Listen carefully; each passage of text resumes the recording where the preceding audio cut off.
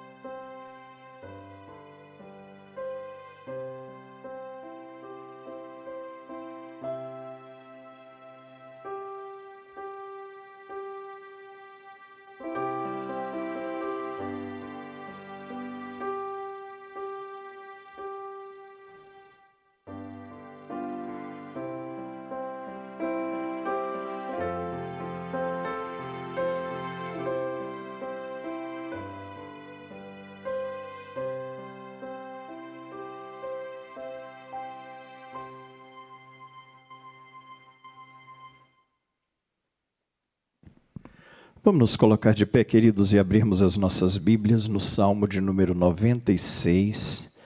Nós leremos os versículos 7 a 9. Salmo 96, versículos 7 a 9.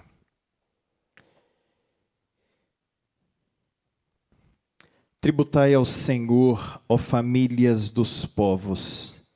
Tributai ao Senhor glória e força. Tributai ao Senhor a glória devida ao seu nome.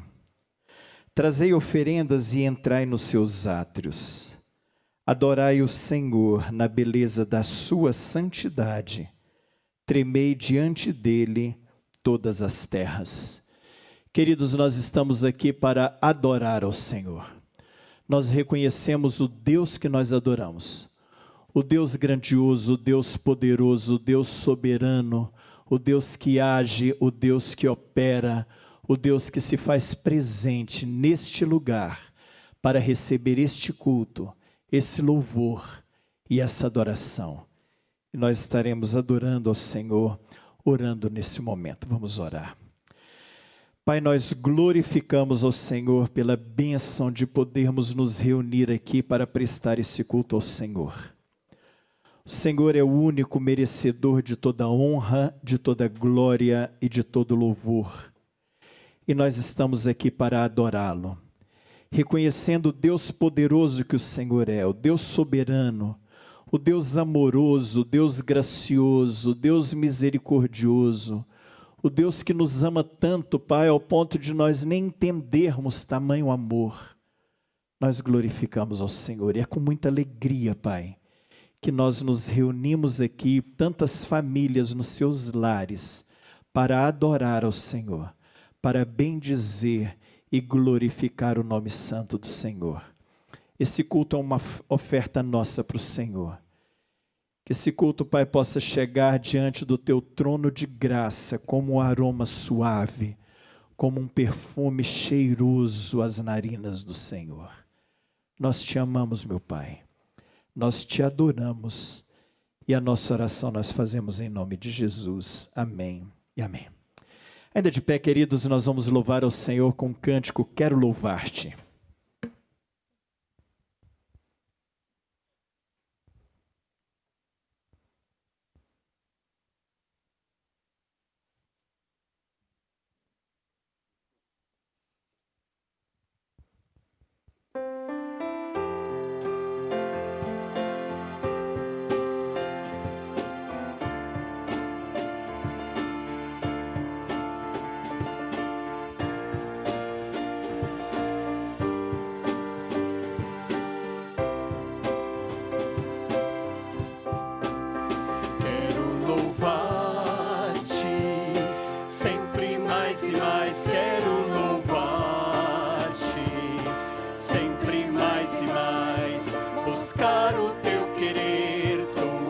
graça conhecer. Quero louvar-te, quero amar-te, sempre mais e mais. Quero amar-te, sempre mais e mais. Buscar o teu querer, tua graça conhecer. Quero amar-te, quero servir-te, sempre mais e mais. Quero servir-te, sempre mais e mais. Buscar o teu querer, tua graça conhecer. Quero servir-te. As aves do céu cantam para ti, as feras do campo refletem teu poder. Quero cantar, quero levantar as minhas mãos a ti. As aves do céu cantam para ti, as feras do campo refletem teu poder. Quero cantar, quero levantar as minhas mãos a ti, Senhor.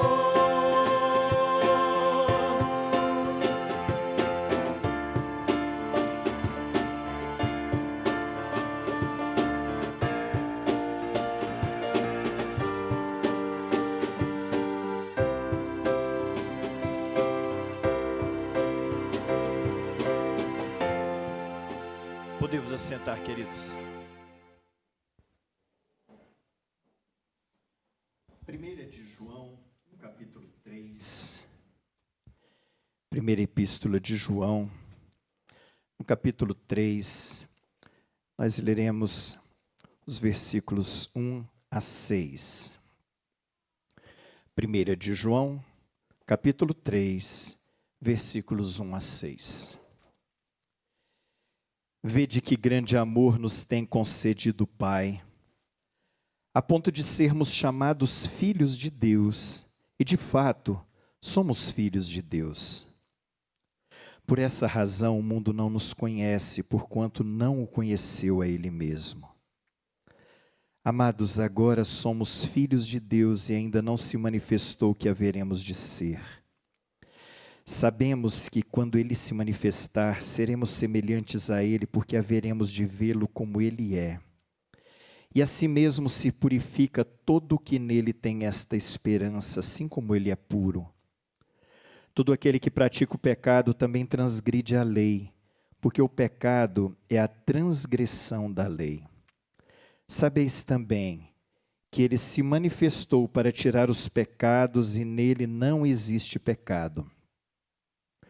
Todo aquele que permanece nele não vive pecando. Todo aquele que vive pecando não o viu, nem o conheceu. Queridos, o Senhor Jesus se manifestou para tirar os nossos pecados. E nós temos a bênção de podermos nos achegar diante do trono de graça do Senhor, confessando o nosso pecado, reconhecendo o nosso erro e clamando a Ele que venha nos lavar, nos purificar e nos perdoar do nosso pecado. E Ele faz isso. E é o que nós vamos fazer nesse momento, cada um de nós, confessando o pecado e clamando ao Senhor que venha nos purificar. Nosso Senhor é um Deus puro, e Ele nos quer puro também. E para isso, existe o sangue de Cristo que nos purifica de todo o nosso pecado. Vamos orar, clamando a Ele que venha nos perdoar dos nossos pecados.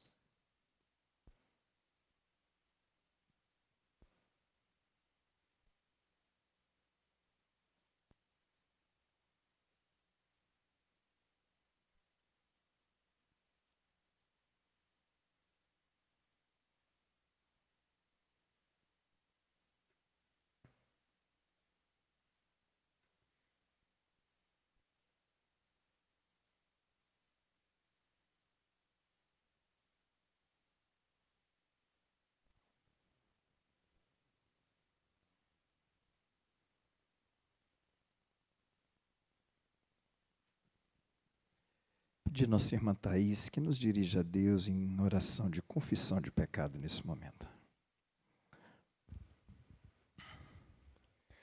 Senhor Deus eterno Pai, muito obrigado, ó Deus, porque podemos adentrar a Tua presença, porque podemos nos achegar a Ti, ó Deus, Sim, Pai.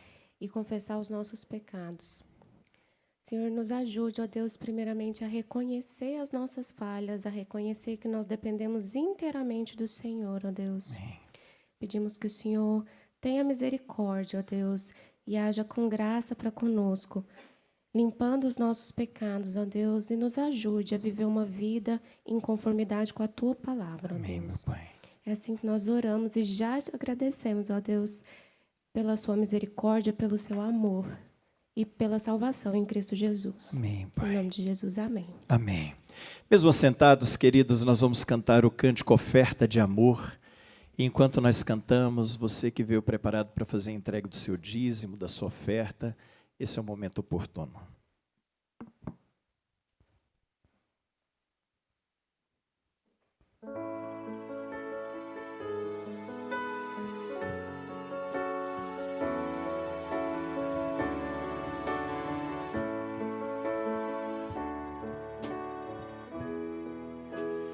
Venho, Senhor, minha vida oferecer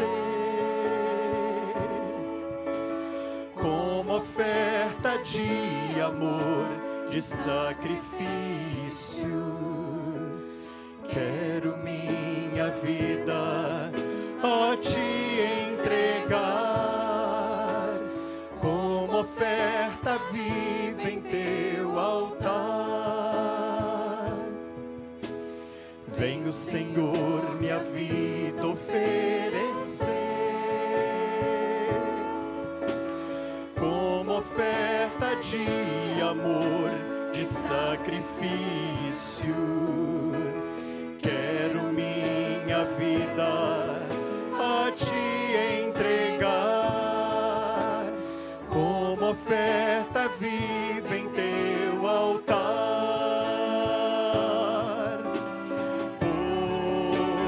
Pra te adorar foi que eu nasci.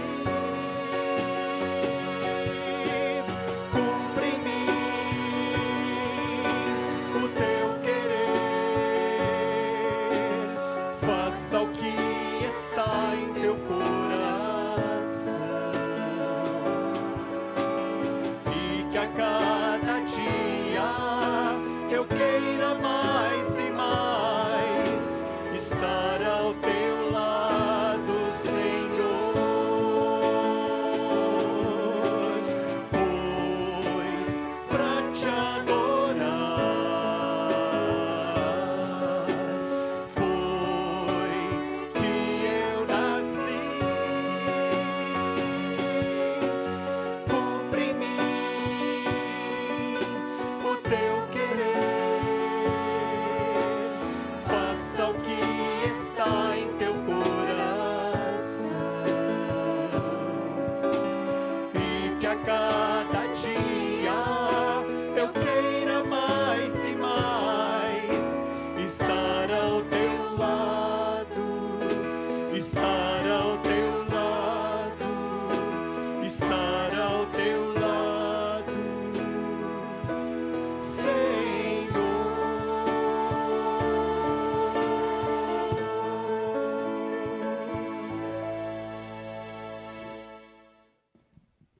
Salmo 118, queridos, nós vamos ler os versículos 1 a 4. Salmo 118, versículos 1 a 4. A palavra do Senhor nos diz assim: Rendei graças ao Senhor porque Ele é bom, porque a sua misericórdia dura para sempre. Diga, pois, Israel, sim, a sua misericórdia dura para sempre. Diga, pois, a casa de Arão, sim, a sua misericórdia dura para sempre. Digam, pois, os que temem ao Senhor, sim, a sua misericórdia dura para sempre. Queridos, o salmista enfoca aqui a misericórdia do Senhor. A maneira como nosso Deus coloca o seu coração na nossa miséria. E é por isso que ele começa esse salmo dizendo: rendei graças ao Senhor. Por quê? Porque ele é bom, porque a sua misericórdia dura para sempre. Sabe, queridos, nós estamos chegando ao fim de um ano muito difícil, talvez o ano mais difícil de todos nós, de toda a humanidade, pelo menos que a gente tem notícia. Mas nós temos muito que agradecer ao Senhor. Eu tenho certeza absoluta que você, assim como eu, só no dia de hoje, nós temos muito o que render graças ao Senhor. Se nós pararmos um pouquinho para pensar, grandes coisas o Senhor fez, grandes coisas o Senhor tem feito por nós, e nós temos motivos assim para render graças ao Senhor. Eu gostaria, queridos, que nesse momento nós gastássemos um tempo de oração só de gratidão. Nós teremos um tempo de petição. Nós gostamos muito de pedir, mas muitas vezes nos esquecemos de agradecer. Eu gostaria que esse momento agora fosse só de gratidão. Tente lembrar das tantas coisas, você não vai conseguir lembrar de tudo, assim como eu não vou conseguir lembrar de tudo, de todas as bênçãos que Deus nos deu este ano. Mas nós vamos poder lembrar de tantas bênçãos. Agradeça ao Senhor nesse momento. Gaste esse tempo em oração de gratidão ao Senhor, dizendo: obrigado, Senhor. Muito obrigado, Senhor, por tudo que o Senhor fez e tem feito na minha vida. Vamos gastar um tempo assim de oração, de gratidão ao Senhor.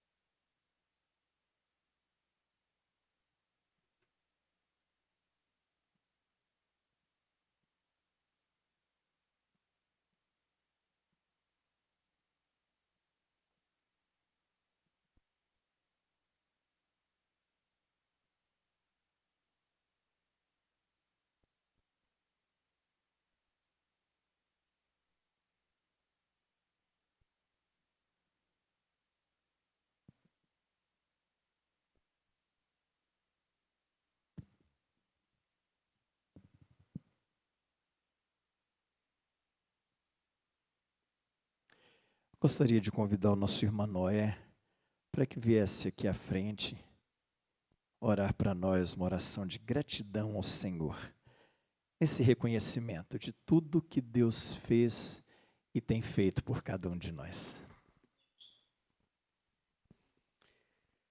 Senhor Deus e Pai, nós somos gratos ao Senhor, porque o Senhor é um Deus, ó Pai, verdadeiro.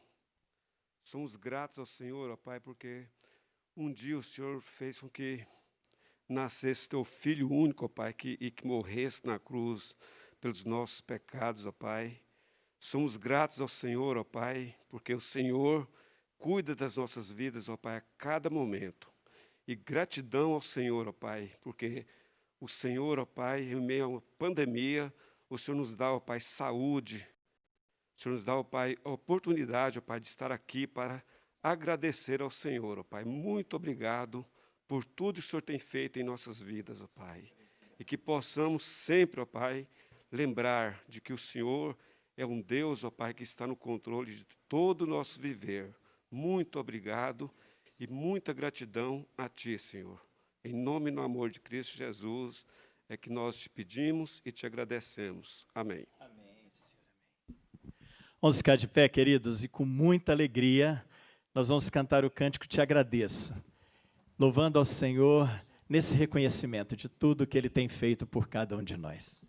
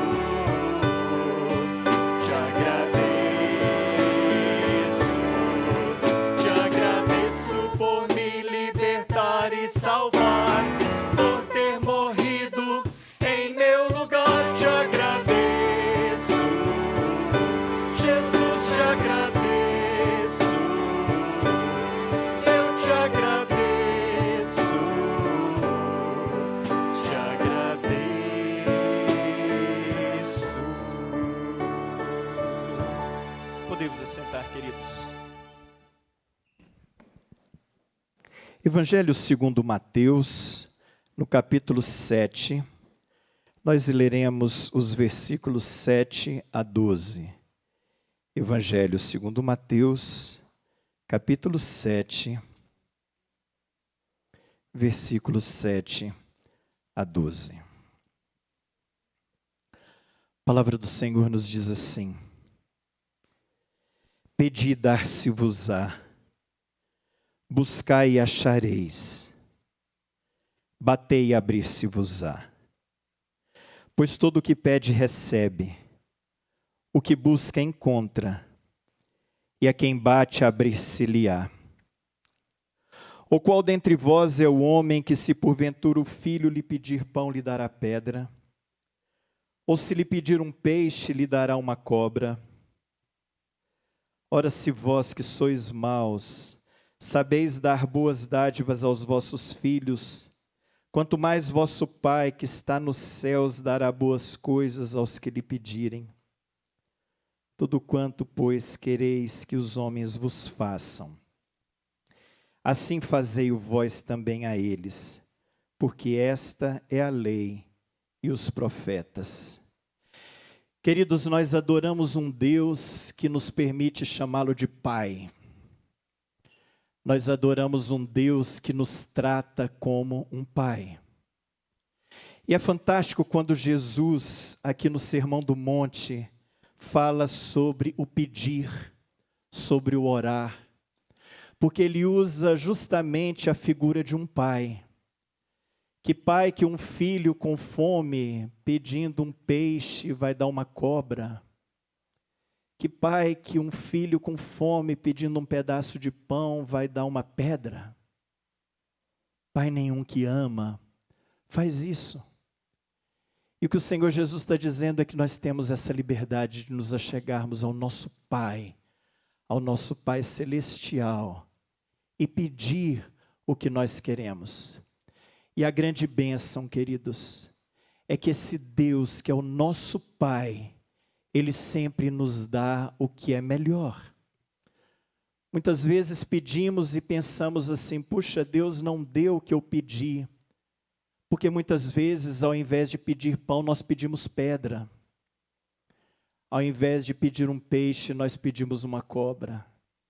E Ele nos diz não, porque Ele tem e Ele quer o melhor para cada um de nós.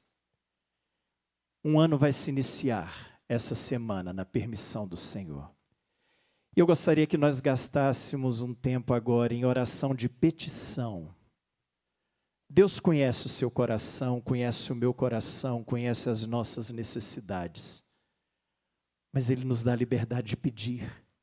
Então vamos pedir, vamos colocar diante do Senhor aquilo que nós queremos. Vamos falar diretamente aquilo que nós queremos.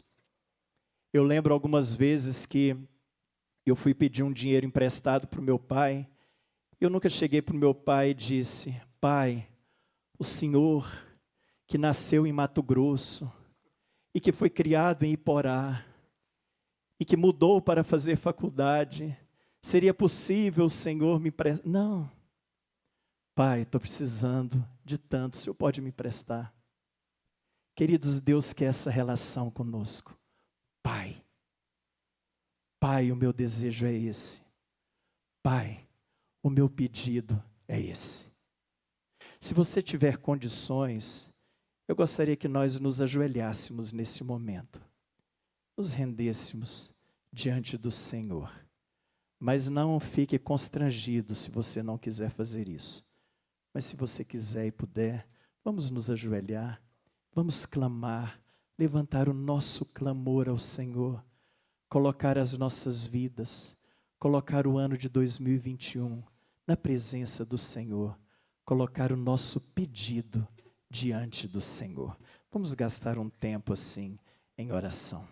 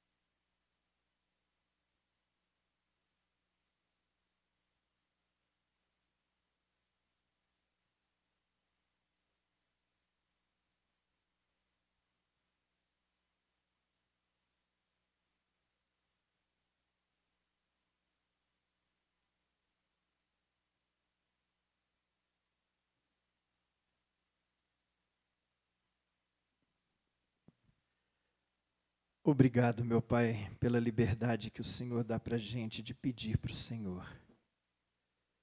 Obrigado porque cada filho, cada filha, cada servo do Senhor, cada serva, abriu seu coração e fez os seus pedidos diante do Senhor. E obrigado porque nós sabemos que o Senhor tem reservado o que é melhor para cada um de nós.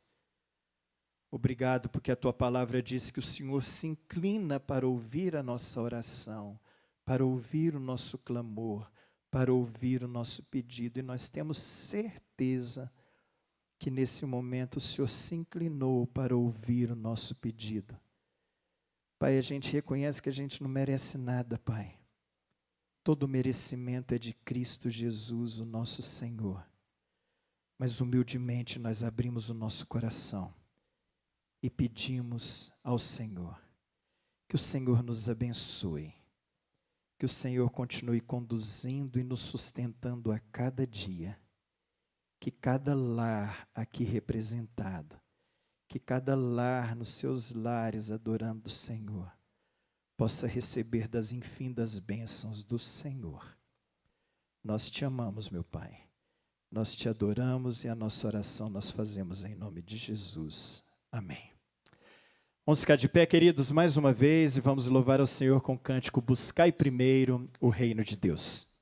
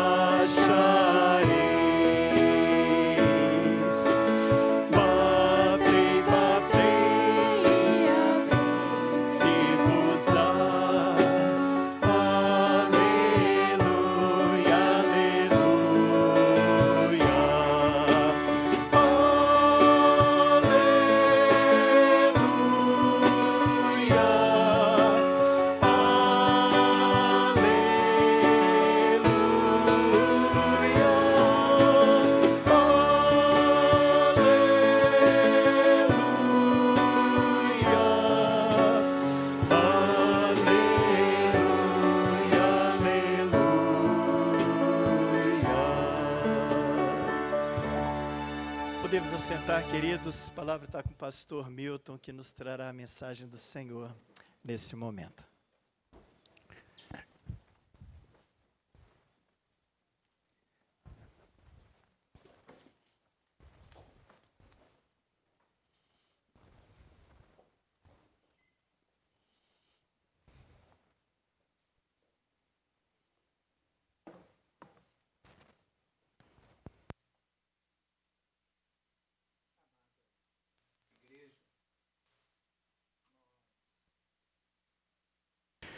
Nós louvamos a Deus por poder, de uma forma tão direta e tão simples, nos aproximar do Senhor. Através do caminho único, vivo, suficiente e eficaz, que é aquele que Jesus abriu para que pudéssemos ter acesso a Ele. E hoje nós vamos conversar um pouco, à luz da palavra do Senhor, sobre esse ano e sobre as expectativas que nós devemos ter como servos de Deus para um ano que está bem próximo aí de iniciar-se. E eu os convido a abrirem a palavra do Senhor em Romanos, carta de Paulo aos Romanos, capítulo 15. Nós vamos ler do verso 1 ao verso 13. Romanos, capítulo 15. Nós leremos do verso 1 ao verso 13.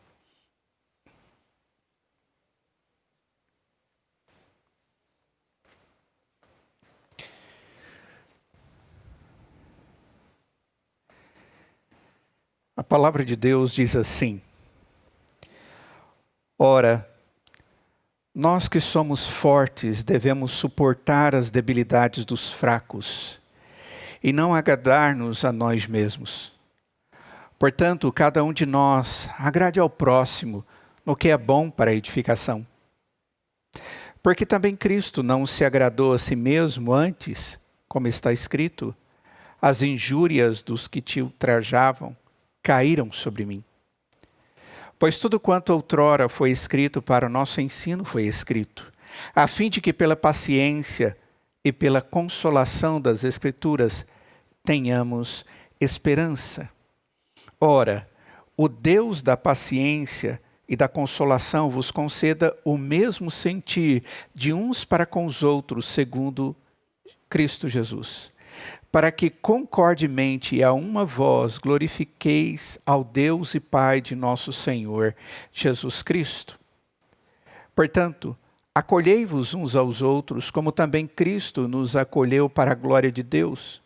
Digo, pois, que Cristo foi constituído ministro da circuncisão em prol da verdade de Deus, para confirmar as promessas feitas aos nossos pais, e para que os gentios glorifiquem a Deus por causa da sua misericórdia, como está escrito: Por isso, eu te glorificarei entre os gentios e cantarei louvores ao teu nome.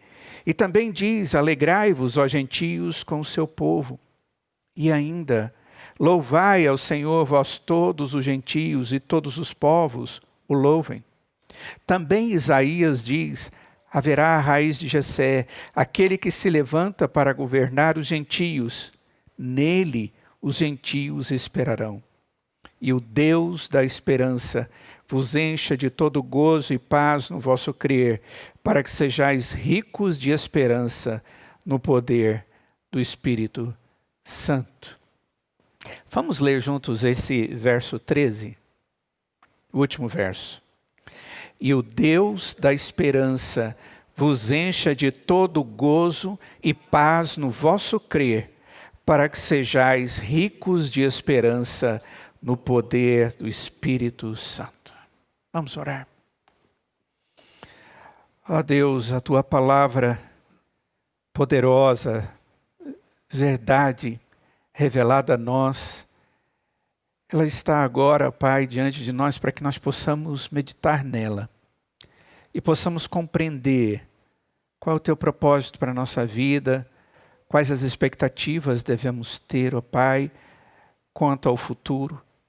E nós queremos pedir que o Senhor mesmo esteja abrindo os nossos olhos da alma para que possamos compreender com profundidade e esta palavra fale de tal forma que nos transforme e traga para nós esperança segundo o poder do Espírito Santo. Essa é a nossa oração, ó Deus, em nome de Jesus. Amém. Cuidando uns dos outros como Cristo cuida de nós. É exatamente essa ideia que o apóstolo Paulo traz aqui no texto. É uma palavra de orientação, ao mesmo tempo é uma palavra de exortação a uma igreja, a fim de que ela possa viver de tal forma que ela demonstre Cristo através de uma vida de compartilhamento da graça. E o final, Paulo diz que quando a igreja do Senhor age desse jeito, Deus é esperança até mesmo para os gentios, para aqueles que não conheciam Cristo. E vão conhecer através do corpo de Cristo, que somos nós, a igreja do Senhor Jesus. Quando nós pensamos em todos os desafios que Deus colocou para que vivêssemos de uma maneira geral nesse ano de 2020, e perceber que até aqui o Senhor nos conduziu, nós olhamos para as possibilidades e as realidades que estão diante de nós para 2021. Naquele momento onde, conduzidos pelo pastor Jairo, nós estivemos agradecendo a Deus, eu estava colocando para os irmãos que estavam participando do culto através da internet, que nós deveríamos agradecer a Deus porque Ele nos poupou, porque Ele nos preservou. Talvez tantas outras coisas nós podemos falar para Deus. E como o pastor disse, talvez não possamos nos lembrar de tudo, mas certamente, Deus, apesar de todas as dificuldades e desafios desse ano, a maior bênção que Deus nos deu, Vitória, foi a da permanência na fé em Cristo Jesus. A permanência na esperança que Deus nos dá como Deus verdadeiro, como Senhor nosso, como Deus gracioso e bondoso, como um Deus que convive conosco e conhece a nossa realidade e supre cada uma delas. Quando nós olhamos para o livro de Romanos, o apóstolo Paulo fala de graça. No tempo todo ele fala sobre graça, desde o primeiro capítulo até o final, ele fala a respeito da graça e da liberdade que Deus nos dá para vivermos a partir da obra de Cristo Jesus. Ele apresenta a liberdade que nós temos em Cristo Jesus, uma liberdade, por exemplo, do pecado que antes nos escravizava, das obrigações cerimoniais, porque antes que Cristo viesse, cumprisse toda a lei, com a sua vida, com o seu sacrifício, eram importantes. Deus nos libertou para podermos viver como Ele.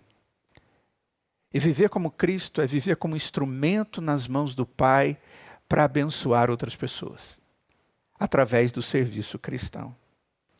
Quando nós falamos sobre servir e quando nós falamos sobre liberdade, parece que essas duas coisas elas não se encaixam bem. Porque a ideia que muitas vezes vem para nós é que ser livre é estar totalmente independente da ideia de ter a necessidade de trabalhar ou servir. Nós tendemos a pensar que se você está livre, então você não precisa preocupar com os outros. A razão para esse ensino em Romanos é o fato de Cristo, que é o verdadeiro Filho de Deus, ter deixado o esplendor do céu para vir e servir a cada um de nós aqui. E o apóstolo Paulo diz que é o exemplo que nós devemos estar tendo para vivermos como cristãos. E agora o apóstolo Paulo nos chama para que nós possamos fazer a mesma coisa. Estar unido a Cristo é um chamado para sair e servir as pessoas como Cristo fez. E servir as pessoas é mostrar Cristo para as pessoas. E creio que a Igreja do Senhor Jesus hoje, mais do que em muitos outros momentos da história, tem tido grande privilégio, talvez a palavra melhor é oportunidade, para demonstrar quem ela é, diante de um mundo que não tem esperança e que está cheio de angústia no coração. Nós somos, pela graça de Deus, um povo que foi chamado para a esperança e que vivemos segundo a esperança e que cultuamos aqui ao Senhor e bendizemos ao Senhor por causa desta obra que nos dá a esperança. O que é servir o outro? Ajudar o outro. Olhem só o verso 1 e 2, o texto diz que nós que somos fortes, devemos suportar as debilidades dos fracos e não agradar-nos a nós mesmos. Portanto, cada um de nós agrade ao próximo no que é bom para a edificação. Esses dois versos são uma síntese de tudo aquilo que o apóstolo Paulo vai descrever a partir de agora e, de uma certa forma, do que ele falou no capítulo 14. No capítulo 14, ele advertiu para que o crente forte ou saudável, que está vivendo uma vida cristã saudável, parasse de julgar o crente fraco, como também para os fracos não julgarem os fortes. Ele também pediu para que o forte não esteja tirando a liberdade dos fracos, para não ofender ou ser a causa de tropeço dessa pessoa, que às vezes pela fraqueza fica olhando para frente, para aquele que é mais forte e fica mais fraco ainda. Agora no capítulo 4, a expressão que ele usa é nós, os fortes. E quando ele está falando a respeito disso, irmãos, o apóstolo Paulo em momento algum está falando de uma força que nós, como cristãos, temos por causa de nós mesmos. Sem sombra de dúvida, baseado em tudo que Paulo falou até aqui na carta aos Romanos, ele está falando de uma força que vem do Senhor. Ele não está falando de uma capacidade que nós temos baseado em nós, mas baseado na graça de Deus em nós, que nos qualifica, que nos abençoa, que nos edifica, que nos faz ser maior do que éramos na vida espiritual, e na comunhão, e no conhecimento de Deus, e na dependência do Espírito, e nos frutos do Espírito da sua vida. Ser forte na vida cristã tem a ver com essa obra maravilhosa de Deus na nossa vida. E essa obra maravilhosa de Deus na nossa vida tem a ver com dependência, tem a ver com busca do Senhor, através da palavra, através da oração, através do ajoelhar-se na presença de Deus em humildade, sabendo que esse Deus poderoso é gracioso e Ele age. O cristão maduro é chamado a suportar.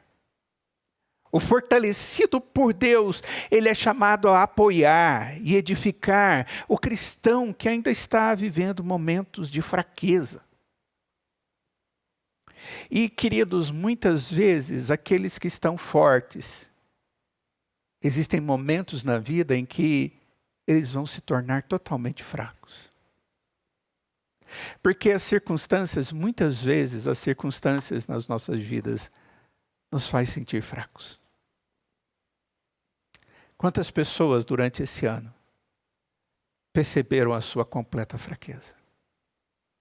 Através da enfermidade. Quantas pessoas sentiram a fraqueza ao perder um ente querido? Um irmão na fé, um amigo de coração. Ou até mesmo por ter passado pela enfermidade e ter vivenciado ou visto a morte muito de perto. Ou ter os seus negócios arruinados por causa de todas as consequências econômicas dessa pandemia. Ou tantas outras coisas que nós poderíamos dizer. Mas de repente, você está forte. Apesar de tudo isso, Deus te fortalece. E aquele que talvez já esteve forte, agora está fraco, o texto diz, é tempo de nós cuidarmos dessas pessoas. É tempo de olharmos para elas.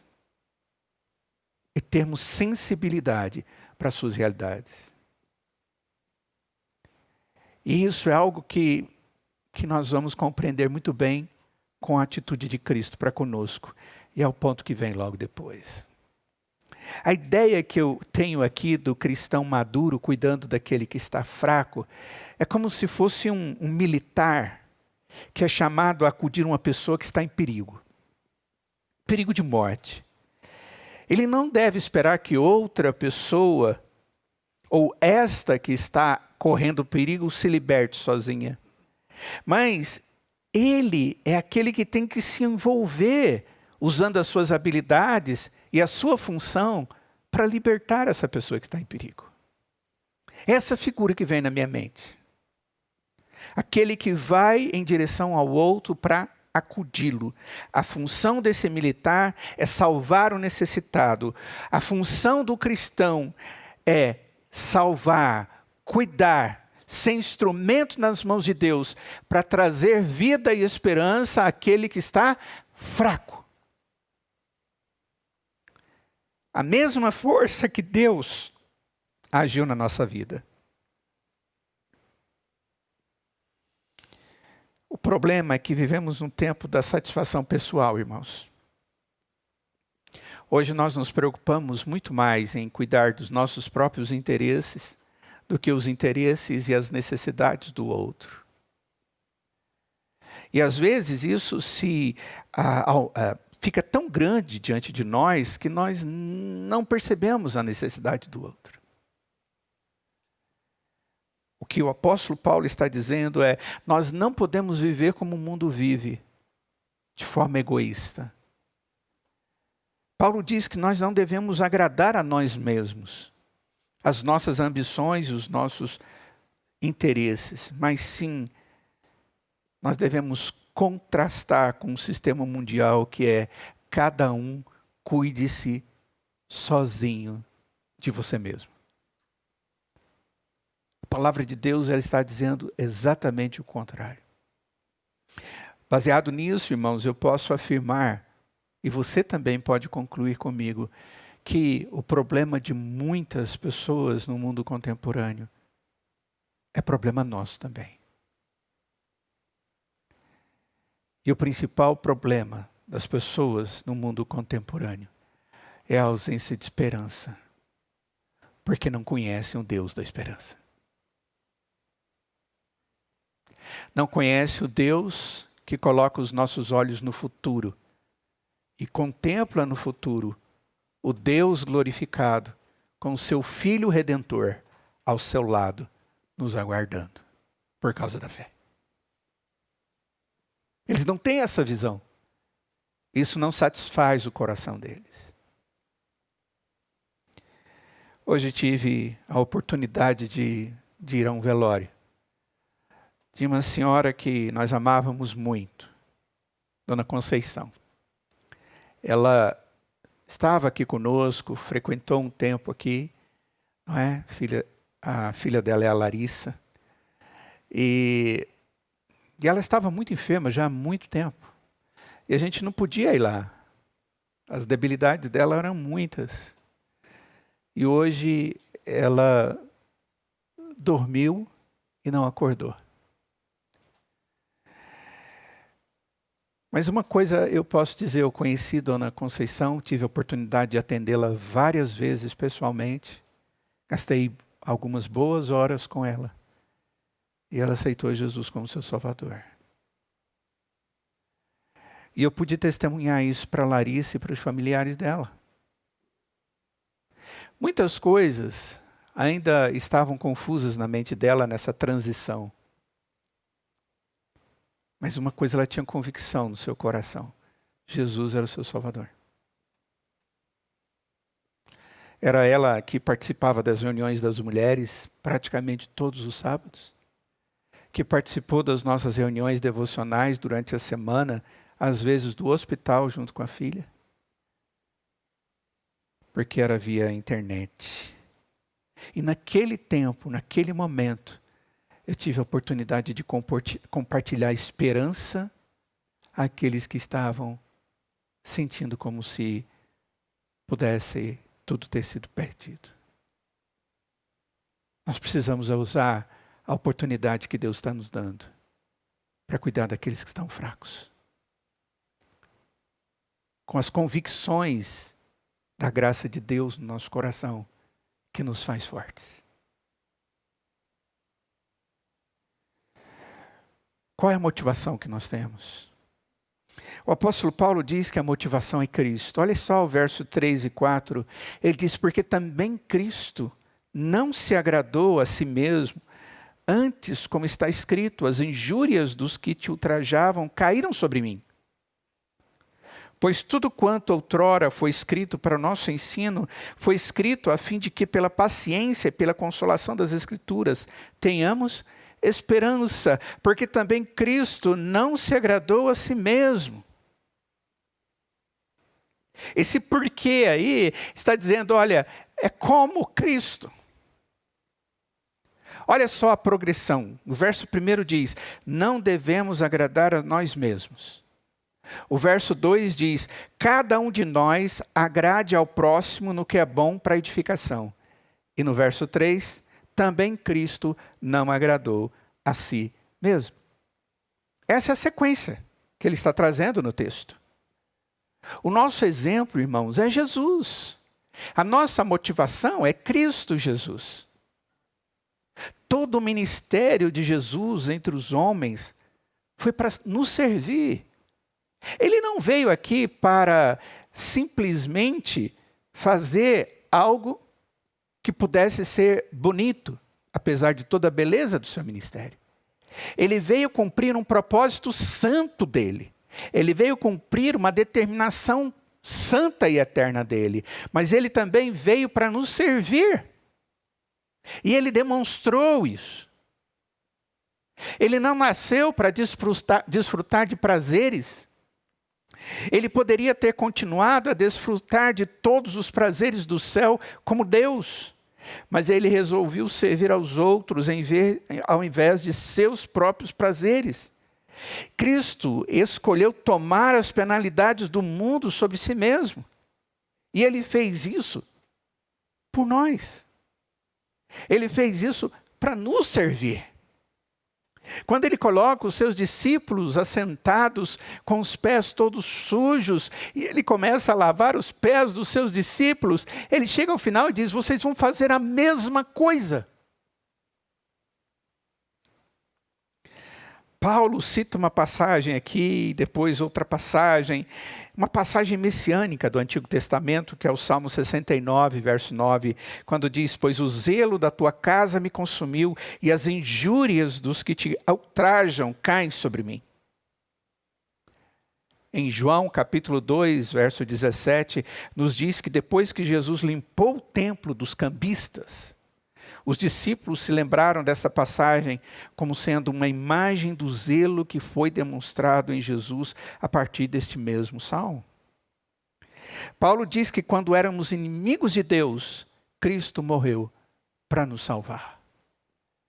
A motivação dele era ele e o amor dele e a disposição dele em agir a nosso favor. A disposição não era o nosso valor, mas era o valor dele e da bondade e misericórdia dele. Era a partir dele que tudo acontecia. Não fomos nós que motivamos ao Senhor, mas ele que se automotivou a nosso favor. Isso se chama verdadeira misericórdia.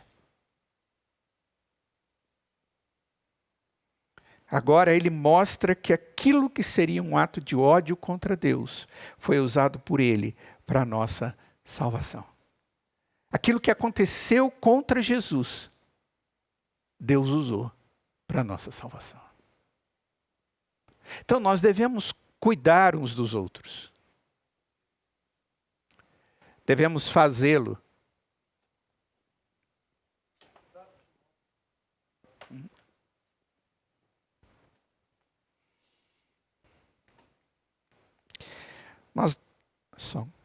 Nós devemos cuidar uns dos outros. E ao fazer isso, nós devemos ter Jesus como exemplo, como o único e verdadeiro exemplo. Ok, por que disso? Qual o motivo dessa ação?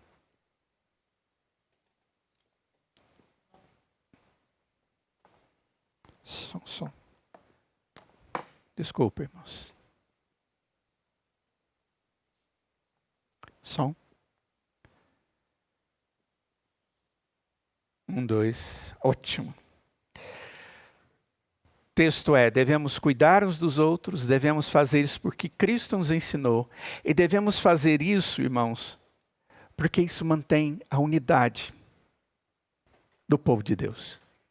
Olhem só no verso 5 e no verso 6 que diz que o Deus da paciência e da consolação vos conceda o mesmo sentir de uns para com os outros, segundo Cristo Jesus, para que concordemente a uma voz glorifiqueis ao Deus e Pai de nosso Senhor Jesus Cristo. Esses versos são escritos em forma de uma oração. É como se fosse a oração de Paulo. Pelos romanos, pela igreja. Ao final desse capítulo, ele vai pedir aos romanos que orem por ele. Capítulo 15, versos 30 e 31. Mas, por enquanto, ele está intercedendo.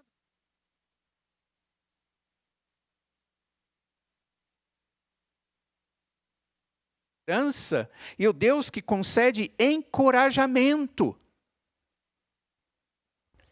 Há uma razão para essa descrição de Deus aqui. Ele é descrito dessa maneira porque nós, a igreja, os crentes, os seguidores, os adoradores, somos também aqueles que devem promover perseverança e coragem nos outros, como igreja. Não sozinhos, mas como corpo de Cristo. E aí o texto vai para a sua conclusão. Quando o apóstolo Paulo nos mostra que esse serviço da igreja do Senhor Jesus, ela traz para nós crescimento como corpo, na medida em que vivemos assim, amando uns aos outros, servindo uns aos outros, mas ao mesmo tempo também sendo instrumento na vida daqueles que são gentios. Verso 7 diz, portanto, acolhei-vos uns aos outros, como também Cristo nos acolheu para a glória de Deus. Digo, pois, que Cristo foi constituído ministro da circuncisão em prol da verdade de Deus para confirmar as promessas feitas aos nossos pais. E para que os gentios glorifiquem a Deus por causa da sua misericórdia, como está escrito, por isso eu te glorificarei entre os gentios, e cantarei louvores ao teu nome. E também diz, alegrai-vos, ó gentios, com o meu povo. E ainda, louvai ao Senhor, vós todos os gentios e todos os povos o louvem. Também Isaías diz, haverá a raiz de Jessé, aquele que se levanta para governar os gentios. Nele os gentios esperarão. Não só nós temos esperança no Senhor, mas a esperança de qualquer pessoa, como esperança verdadeira, é Cristo Jesus. Essa parte do texto começa como uma ordem, e a ordem é, acolham um ao outro. Vamos observar bem o que está acontecendo. Nos versos 5 e 6, Paulo faz uma oração, para que Deus conceda aos crentes da igreja de Roma uma mesma opinião, e agora ele determina que aceitem um ao outro. Olha só, versos 5 e 6. Queira Deus que vocês sejam da mesma mente. Verso 7. Aceitar o outro agindo como se você fosse da mesma opinião. Essa orientação, ela está acontecendo aqui, irmãos, porque a igreja era formada por pessoas diferentes, homens, mulheres, escravos, livres, ricos, pobres, mas a maior barreira que existia naquela época era entre judeu e gentio. E gentio era aquele que não era judeu. Ou seja, aquele que não tinha experimentado da promessa segundo o Antigo Testamento. Só que agora a linguagem neotestamentária entre gentio e povo de Deus é outra. O povo de Deus agora não são necessariamente judeus, mas são aqueles todos que pela graça de Deus creem no Senhor Jesus e são feitos filhos de Deus. A saber, os que creram no nome de Cristo. João nos diz isso no seu evangelho, no primeiro capítulo. Paulo mostra que o plano da salvação de Deus envolve todas as pessoas. E está claro aí do verso 8 e 9. Jesus é Deus de judeus e Jesus é Deus de gentios que creem nele. Paulo cita 4 diferentes passagens do Antigo Testamento numa rápida sucessão, nesses versos aí, para mostrar como o Antigo Testamento prometeu que os gentios se tornariam parte do povo escolhido de Deus. Olha só, a primeira é Salmo 18, 49. Diz assim, Glorificar-te-ei, pois, entre os gentios, ó Senhor, e cantarei louvores ao teu nome. Olha só. Entre os gentios, glorificar-te-ei, ó Senhor. Depois, Deuteronômio 32, 43. Louvai, ó nações, o seu povo. Depois, o Salmo 117, verso 1. Louvai ao Senhor, vós todos os gentios. Louvai todos os povos. Isaías 11, 10, finalizando. Naquele dia recorrerão as nações à raiz de Jessé, que está posta por estandarte dos povos. A glória lhe será a morada. Irmãos, nós, o povo de Deus, a Igreja Santa, tem a importante tarefa fora da igreja, como dentro da igreja. O texto diz que nós devemos cuidar das pessoas que fazem parte do corpo de Cristo e devemos cuidar daqueles que também, mas que não são do corpo de Cristo, para que eles possam conhecer a Deus e para que eles possam glorificar a Deus. Existe um texto nas Sagradas Escrituras que diz que no final todo joelho se dobrará e toda língua confessará que Jesus Cristo é Senhor. No sentido de reconhecimento. Mas o que esse texto está dizendo é que nós devemos levar as pessoas a conhecer a Cristo e deixar de ser gentios para serem povo de Deus. Não é simplesmente quando Cristo voltar e todos vão se prostrar e reconhecer que Ele era Deus. Puxa vida, por que não acreditei? Provavelmente que muitos vão ter esse tipo de reação. Mas Paulo está nos dizendo aqui que nós devemos ter o cuidado de levar o Evangelho para que estes também venham a crer e venham, como nós, que antes éramos gentios, possam se tornar povo de Deus e glorificar ao Senhor. E finalmente, no verso 13, nós vemos aquilo que nós podemos chamar de uma bênção cheia de esperança, ou cheia de esperança. Ele diz: o Deus da esperança vos enche de todo gozo e paz no vosso crer, para que sejais ricos de esperança no poder do Espírito Santo. O verso anterior, ele terminou com uma referência à esperança. Falou da raiz de Jessé, uma referência a Jesus, e como nele os gentios têm esperança. Irmãos, a esperança é uma das partes principais da nossa fé cristã. Cremos naquilo que Cristo realizou no passado. Temos fé na obra de Deus no presente. E nós estamos na esperança de que Ele trará o futuro. E Ele fará tudo como Ele disse que faria. Isso é esperança. A nossa esperança, ela não está baseada no vácuo, no vazio, só em palavras.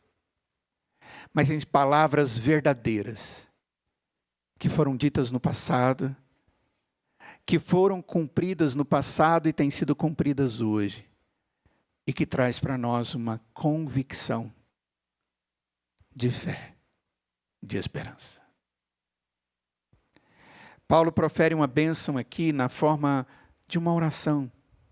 Ele já tinha orado antes pelos crentes de Roma, mas agora ele ora para que o Deus da esperança lhes conceda a riqueza da esperança. A pergunta é: como é que Deus faz isso? Como Deus nos enche de esperança? Ele nos enche de todo gozo e paz na nossa fé.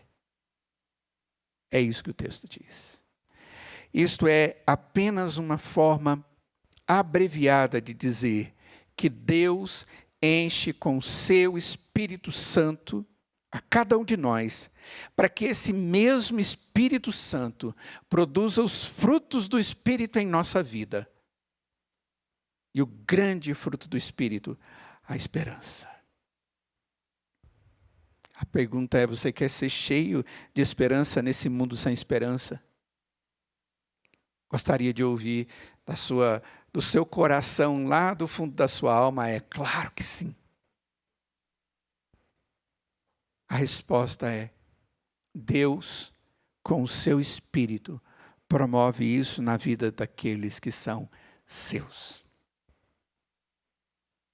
Deus promove. Você quer ser cheio de esperança nesse mundo sem esperança? Seja fiel ao Senhor. Tenha comunhão com Ele. Dependa dEle. Seja instrumento nas mãos dEle para abençoar outras pessoas. Seja instrumento nas mãos dEle para falar do Evangelho àqueles que não o conhecem. Seja abençoado pelo Senhor para que você tenha a rica esperança, sem vacilar. Nossa expectativa, queridos, para 2020, ela tem que estar firmada na orientação de Deus, da sua santa palavra. Paulo diz em Romanos capítulo 8, que nós somos mais do que vencedores em Cristo. Por isso, não devemos viver com medo, porque Deus nos conduz em triunfo. Temos a função de fazer a diferença na vida dos fortes. E temos que fazer diferença na vida dos fracos. E temos que fazer diferença na vida daqueles que estavam fortes e se tornaram fracos. Na expectativa de que, em algum momento, quando estivermos fracos, alguém que Deus fez forte possa cuidar de nós. Essa é a mensagem do Evangelho, da graça e da esperança que Deus nos dá na sua verdade. Qual a nossa motivação? É o exemplo. E o nosso exemplo, como diz o apóstolo Paulo, é Cristo Jesus. É o sumo exemplo. A nossa esperança que não falha, meus irmãos, é o nosso Deus. E eu espero que esse ano possa terminar com os nossos corações tranquilizados, como até aqui Deus nos trouxe. Com a presença maravilhosa do Espírito Santo dele em nós. Mas que Deus possa nos introduzir nesse novo ano com uma esperança que não falha no Senhor. E que nós possamos compreender esta mensagem de maneira responsável, a fim de que possamos ser instrumento nas mãos de Deus para abençoar outras pessoas, com a esperança que temos recebido do próprio Senhor.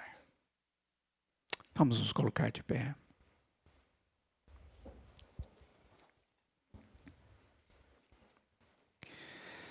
Ó Deus, nós somos muito gratos a Ti, Senhor, porque em meio a tantas desventuras que temos visto nesses últimos dias, tantas tristezas que as pessoas têm passado, o Senhor continua sendo Deus. A Tua palavra continua sendo a verdade. Seu Filho continua sendo o verdadeiro e único Salvador. O Seu Espírito continua sendo e sempre será o nosso Consolador. E o Senhor, ó Deus, continua sendo soberano sobre todos os eventos da história. Nós cremos em cada uma destas verdades, Senhor. Como também cremos que o Senhor, na sua bondade, nos dá o privilégio de olharmos para Cristo como exemplo a ser seguido. E nós te louvamos, ó Deus, porque em Cristo nós aprendemos hoje que devemos cuidar uns dos outros. E obrigado porque durante esse ano nós cuidamos uns dos outros. Nas nossas orações, no nosso acompanhamento uns dos outros, na nossa vivência como igreja. E nós queremos pedir que o Senhor possa nos dar esse mesmo desejo e sentimento e atitude durante esse ano que vem.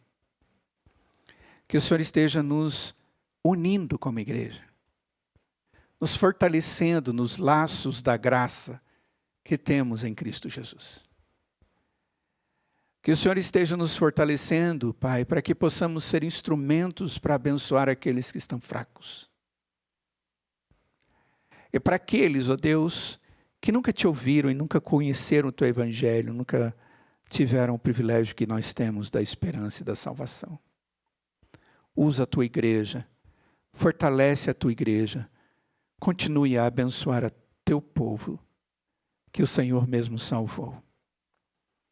Nós te louvamos, te agradecemos por tudo, o mais profundo da nossa alma, e pedimos por estas coisas na mediação de Cristo Jesus. E nós imploramos que a graça do Senhor Jesus, que o amor de Deus o Pai, que a comunhão e as santas consolações do Espírito Santo de Deus esteja sobre cada um de nós hoje e para todos sempre e sempre. Amém. Por favor, podem se assentar. Nós agradecemos muito e com alegria, agradecemos a todos os que estão aqui, aqueles que estiveram acompanhando o culto também pela internet, por várias razões.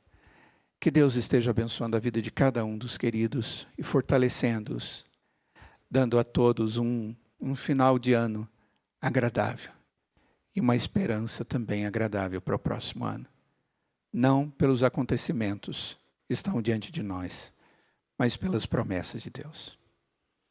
Nós agradecemos aqueles que estão nos visitando hoje.